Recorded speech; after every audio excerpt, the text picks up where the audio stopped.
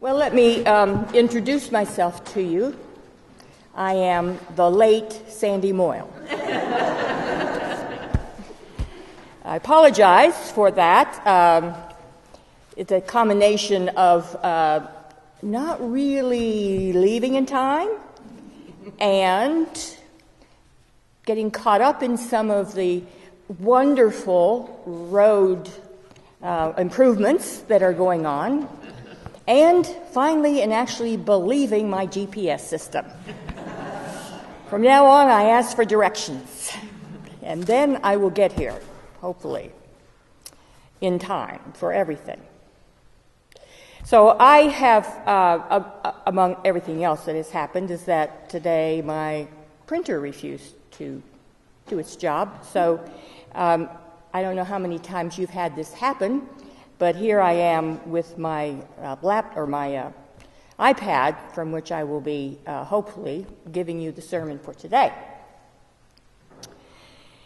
So, if you are a fan of television series like The Walking Dead, or maybe not you, but maybe children, grandchildren, neighbors, but you've probably heard of it. You probably know something about it. Or the Hunger Games series, or if you've ever studied the book of Revelation. Or if you're into the Marvel comic superhero movies, then you have a pretty good idea of how our culture defines apocalypse. These are all apocalypse or post-apocalypse movies, TV shows, books, and so forth. So for our culture, that means that there are zombies ruling the earth. They lumber through towns and they eat living humans and other creatures. Or it's intergalactic warfare. I'm a Trekkie, so that's my favorite. Or maybe the dinosaurs are coming back to get their revenge. Or the earth is decimated by natural disasters and poor leadership, and only a small band of survivors are left behind. So the gospel reading today is often called the little apocalypse found in Mark. It's little because it's not as big and overblown. It's not a whole book like Revelation. It's not as gritty as Revelation. But Jesus is giving prophetic prophecies. He's giving prophecies that do talk of earthquakes and famines and wars, and worst of all for the disciples, the loss of their temple, this magnificent structure, more beautiful than Solomon or David's temple. And they're very proud of it, and the thought that in the apocalypse to come, that will be torn down, there will be nothing left, is the most devastating part of this scenario. Because that place houses their hopes and their dreams. It houses the promises of God. It houses where they think God lives. As if God could be contained by stone and marble. But then Jesus also gives them a really startling image for the coming time of the apocalypse. He compares it to childbirth. He talks about the pangs of giving birth. And that is, in the midst of all this little apocalypse, that is a startling feminine image given by Jesus to a group of men who are alarmed by the more masculine descriptions of war and earthquakes and things blowing up and temples coming down. And those men who are more alarmed by those things, they have no idea. They have no idea. They have no idea that birth pangs, isn't that a benign word, pangs? It doesn't sound all that bad, does it? No. But that these birth pangs are the epitome of what apocalypse is. A male friend of mine told me one time that if men gave birth, it would become a sacrament. And only a few men would be chosen to do it. It would be, like the priests, the few who went into the temple, and do you know that they go in behind, and they tie a rope on them so that if anything happens while they're in there, they can pull them out, So that would be kind of like, yeah, you got the picture. Well, the thing is that our culture has apocalypse all wrong.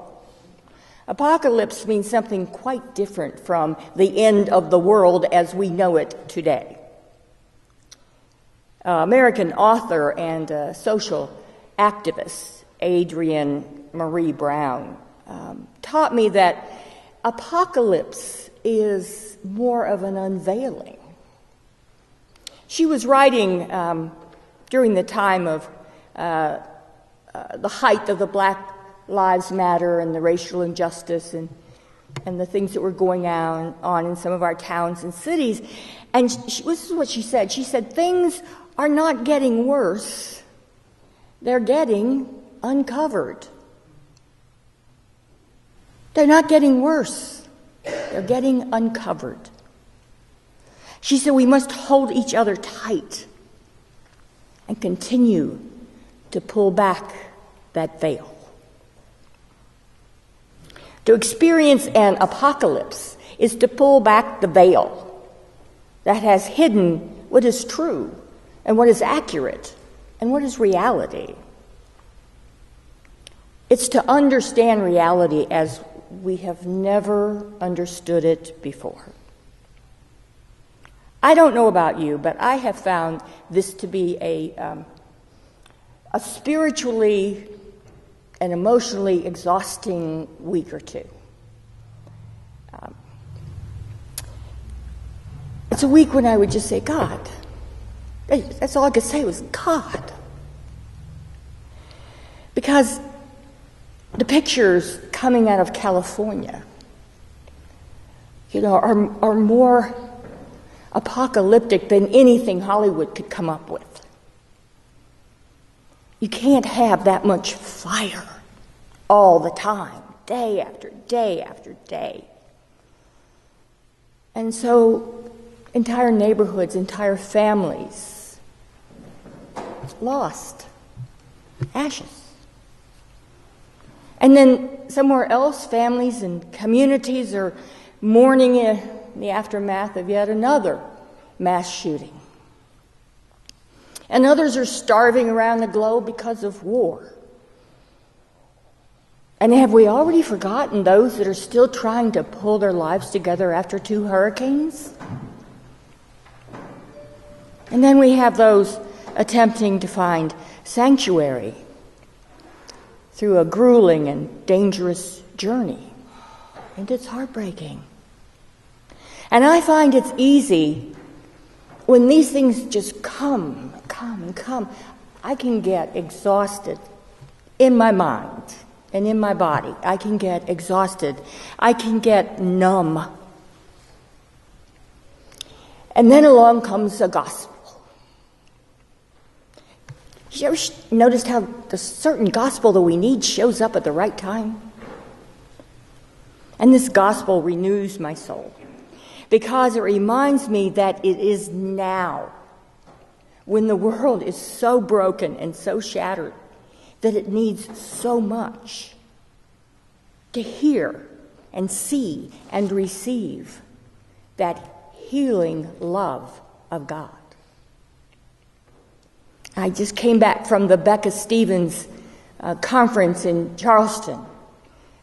If you don't know who Becca Stevens is, go home and Google her. She's an amazing woman, but she came and spoke to us, and her theme is love heals. Love heals. And she has found that is true after years of working with women who have been trafficked in sex, drugs, prostitution. But she can still say, after all these years, love heals. And we can say that. We can say that because if we don't say it, who will? Can you think of anyone in our public life who is going to say, no, love heals? So the disciples see this magnificent building, and historians of the time have described it as made of 40-foot rock, pieces of rock. Now, what is 40 feet? Is that what? Are we close to 40 feet somehow? I mean, whatever it is, it's huge. It's huge. It's 8 people my size lying straight across the floor, right? I mean, that's a lot. And it was supposedly, it was covered with gold, that when it was a bright day, it would blind everybody who looked at it. And they say, oh, what a building. Look at those rocks, and they're so proud of it. It is better than anything David had. It's better than anything Solomon had. And then Jesus tells them what he sees. And what he sees is rubble. What he sees is torn apart, lying never to be made again. And he's saying, don't make an idol of something that is so destructible. I say, don't make idols of people. We all have clay feet. It's that desire to have something that we can idolize that gets us in so much trouble. But the temple, as grand as it is, it cannot contain God's power because God's power cannot be contained. And if it is gone, it doesn't mean God's gone. So they're disillusioned. They're confused. They're disappointed in Jesus. And so Peter and James and John and Andrew kind of walk up to him privately, and it's kind of like, some of you won't know this, but others will. It's kind of like when Desi would say to Lucy, Lucy, you got some splaining to do. Right? You got some splaining to do, Jesus. They were disillusioned. Barbara Brown Taylor, wonderful priest and author and preacher, and she says the loss, to be disillusioned, is essential to Christian life. Now that's a bummer. But she goes on to say, disillusionment is literally the loss of an illusion of something that is not true about ourselves, about the world, about God. And while it is almost always a painful thing, it is never a bad thing to lose the lies that we have mistaken for the truth.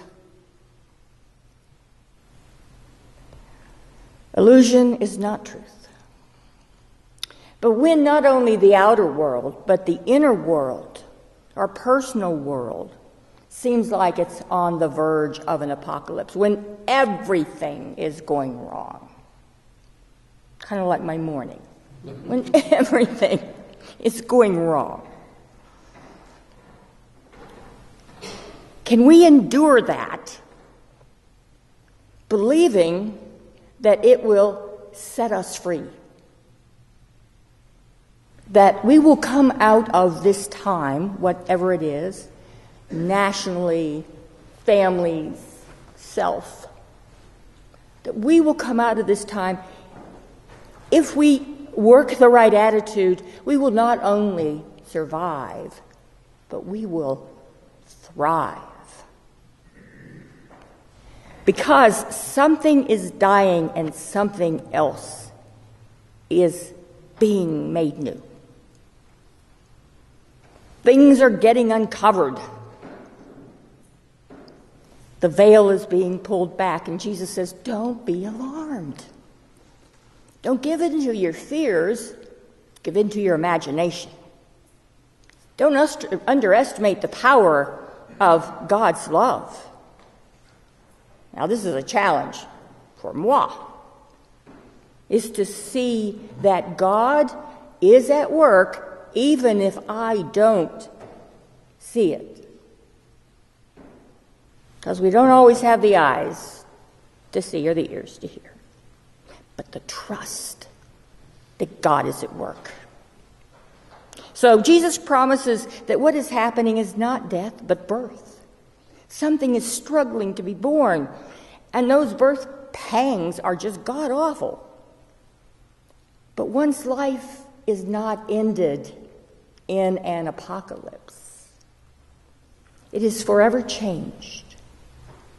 It is reborn. It is made new again.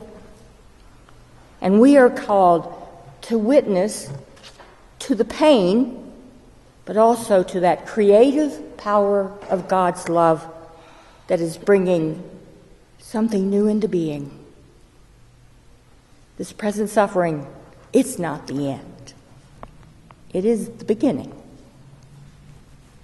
Amen.